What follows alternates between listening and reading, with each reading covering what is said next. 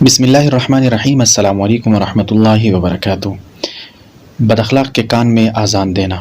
حضرت علی کرم اللہ وجہ سے روایت ہے کہ رسول اللہ صلی اللہ علیہ وسلم نے ارشاد فرمایا، جس کا ترجمہ یہ ہے: جو بد اخلاق ہو جائے، خواہ انسان ہو یا چوپایا، تو اس کے کان میں آذان دو۔ فائدہ: جس کی عادت خراب ہو جائے یا کوئی نافرمان ہو جائے، خواہ انسان ہو یا جانور، تو اس کے کان میں آذان دی جائے، وہ فرمان بردار ہوگا اور اس کی عادت درست ہو جائے گی۔ اسی طرح اگر بس، کار یا کوئی بڑی گاڑی وغیرہ بار بار تنگ کر رہی ہو تو اس کے اندر آذان دی جائے اور اپنی طاقت کے مطابق کچھ صدقہ دیا جائے۔ شیطان کے پریشان کرنے اور ڈرانے کے وقت آذان کہنا۔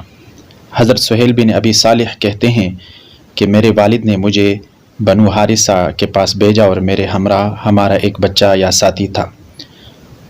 دیوار کی طرف کسی پکارنے والے نے اس کا نام لے کر آواز دی، اور اس ساتھی نے جو میرے ہمراہ تھا دیوار کی طرف دیکھا تو اس کو کوئی چیز نظر نہیں آئی۔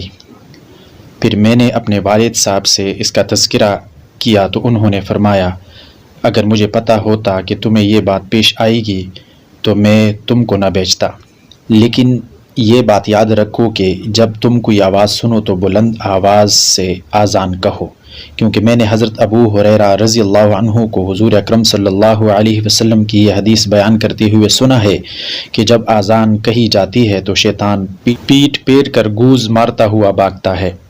فائدہ: جب شیطان کسی کو پریشان کر کے اور ڈرائے، اس وقت بلند آواز سے آذان کہنی چاہیے، کیونکہ شیطان آذان سے بھاگتا ہے۔